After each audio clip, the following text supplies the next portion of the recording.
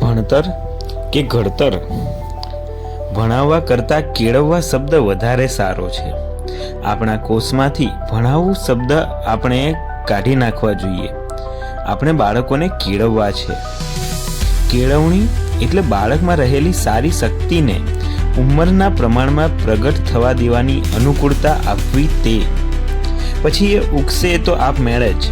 ગુલાબના છોડને ખાતર પાણી દઈએ, નિંદામણ કરીએ, બાકી ગુલાબ તો એની મેળે ઉગે.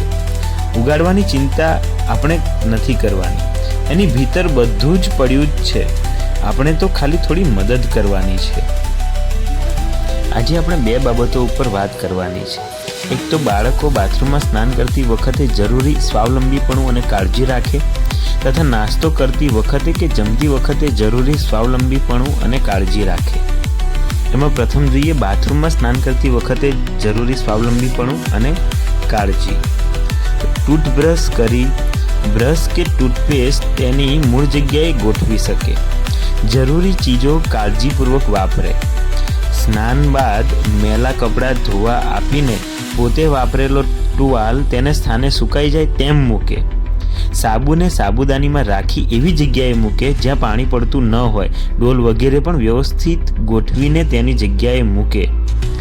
બાથરૂમમાં જરૂરી ચીજવસ્તુઓ તેની જગ્યાએ ન હોય કે ખૂટી ગઈ હોય તો ક્યાંથી લેવાની તે જાણી લેવું જોઈએ.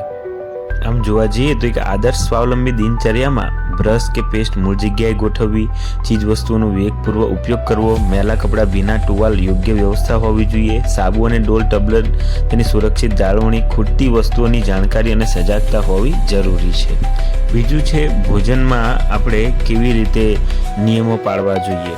એટલે કે નાસ્તો કરતી વખતે કે જમતી વખતે આપણે જરૂરી સ્વાવલંબીપણું અને કાળજી રાખવી. જેમ કે નક્કી કરેલ જગ્યાએ જ નાસ્તો કરવો કે જમવા બેસવું. જમતી વખતે જેટલું જમી શકાય તેટલું જ ભાણામાં લે, જેથી એઠું છોડવું ન પડે. સાથે સાથે પોતાના કુળ ધર્મની આદર્શ આહાર મર્યાદા જાળવતા શીખે. ટીવી જોતા જોતા જમવાની ટેવ ન પડે. જમતી વખતે ટીવી ન જ જુએ. ખાતી વખતે ભાણામાંથી ચીજો આસપાસ ઢોળાય નહીં તેવી રીતે જમે. જમ્યા પછી વેરાયેલું વીણીને થાળીમાં મૂકીને જગ્યાની સફાઈ કરે. નાસ્તો કે જમવાનું પૂરું કરીને હાથમાં બરાબર સાફ કરી એઠા વાસણને સાફ કરવાની જગ્યાએ મૂકે.